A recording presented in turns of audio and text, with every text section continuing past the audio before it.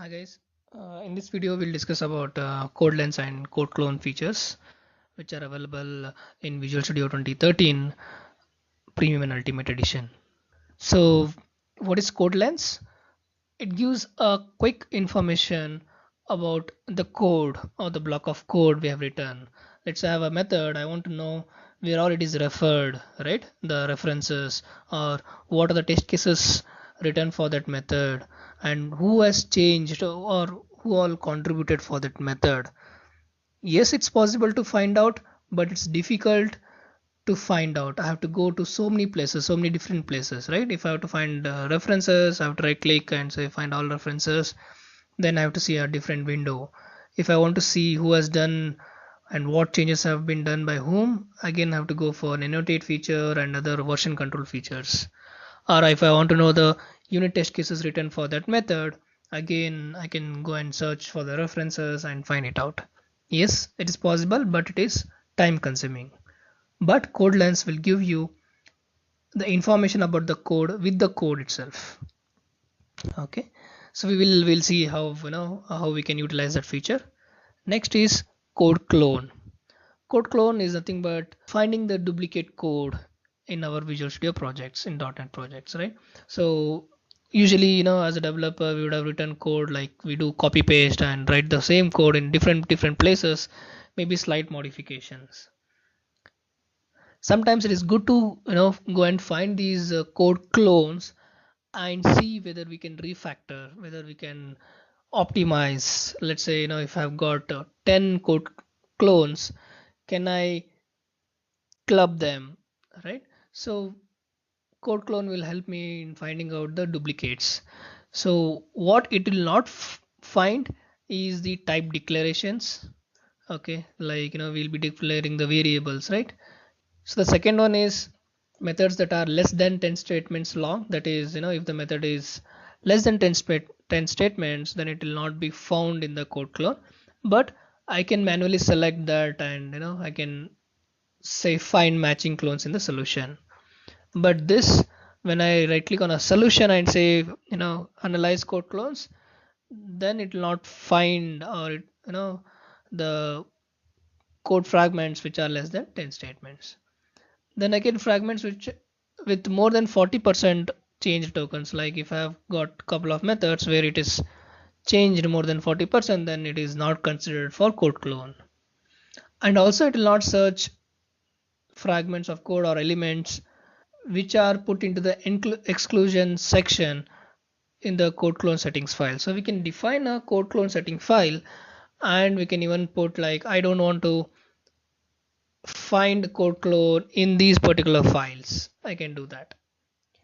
And also I want to say here is, let's say if I've got many solutions, right, but I want to find code clone in different solutions, even that is possible. In that case, let's have a create a single solution, or I can say master solution, and include all the projects in that solution from the repository, even that is possible. So in many situations I can run code clone analysis, that is while updating an existing code, or while fixing a bug, or while changing the code because of a requirement, right?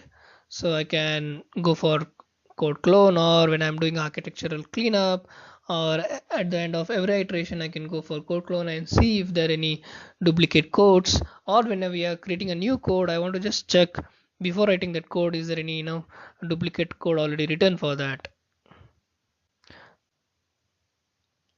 Or when you're creating a new code, that is when you've written a new code, I want to just check whether this code is there already or not. So let's see in the how we can utilize these tools. So now if you see any block of code, right, you find this information on top of that, that is your code lens. So what it gives, quick information about the references where all it is used. I can even say show on code map, or I can double click, or if I just mouse over, it gives the information. Next, the test cases, all the test cases written for this method, and who all contributed for this, like Julia and admin. There's so many people contributed. What are the changes done? And I can even compare those changes. I can see the change set detail.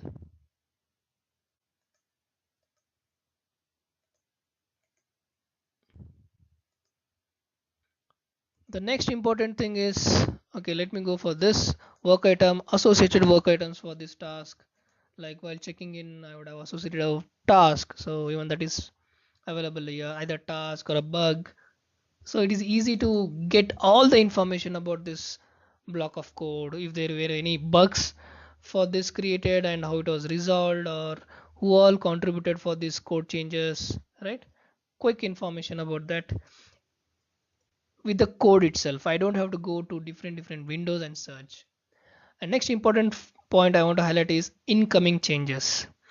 So this is where I will even get to know the incoming changes from different branches. So let's say I have a different branches like main, dev, QA and something like that. And if something is changed in QA, okay, and in the main, I want to just get info, quick information. Oh, okay, something will be merged. So when I click on this, it gives me information saying, you can see that this change set was made in Fabric and Fiber slash calculator app hyphen dev branch. And again, this it got it from iteration 1, right? So if I go to source control explorer, I have got different branches. And let me put you in the let me show the hierarchy. So what it says, what it was saying is the change was done here in iteration 1, then it went to app dev. So it is here. Now it will come into calculator app main. So if I go here, it shows the same information. So this was done in iteration 1, dev hyphen iteration 1, and it was merged to calculator app hyphen dev. Now when I merge to main, branch, then this will go off. So this was code lens, which gives us quick information about the block of code. Even this is available at the class level, where I can see all the references for the class, who has checked, how many changes were done for the class, right? What are the incoming things, and they were even code review items for the class. So I can check all those informations. Yes, for example, for this, there were 2 code review work items. And even I can go and check the details of those items. I can open the code review item, and if I click on the class, it directly shows me in diff mode, and I can see all the comments, all this information,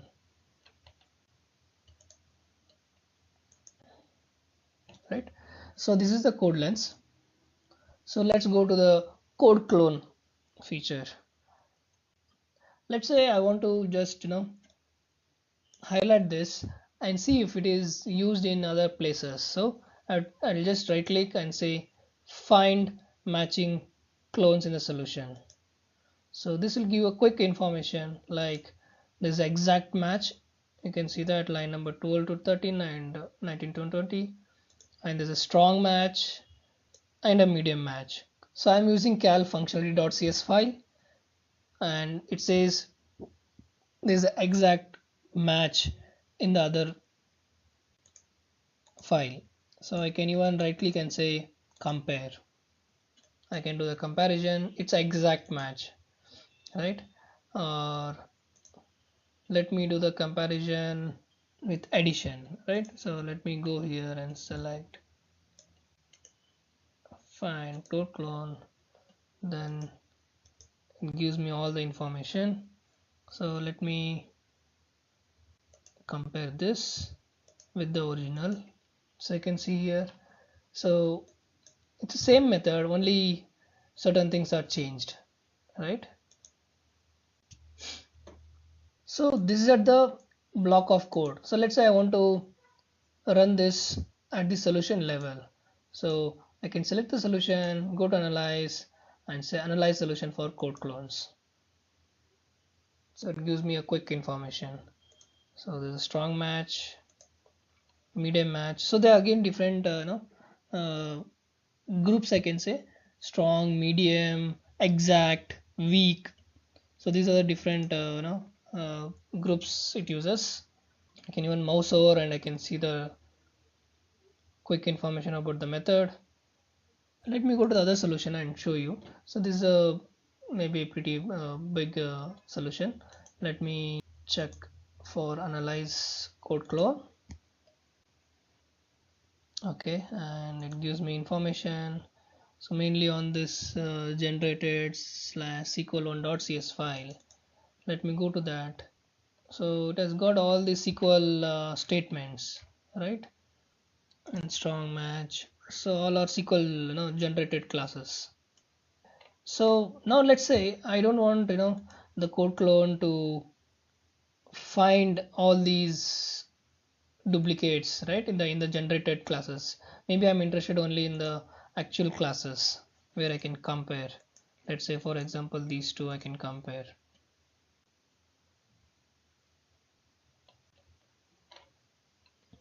Let's go back here. Let's see how to exclude this particular file sql1.cs file. Okay, for that I need to create, so it is here under generated. Okay, this is the file I was talking about. So let me go and right click and say add a new item and select XML file, and I have to just extension should be code clone settings. So let me just copy that.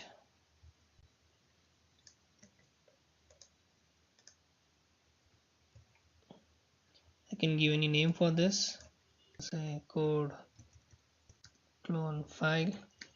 So this is main important, the extension. So it is created here. Let me double click open.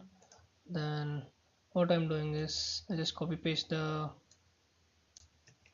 code I've written. So code clone settings, under that exclusion, then I'm saying file generated slash star.cs file. So what I'm saying is under this folder, whatever star.cs file are there, you exclude them from the code clone analysis. Now let's run this once again, code clone. So let me go for analyze code clone. Now it should show all those sql1.cs duplicates.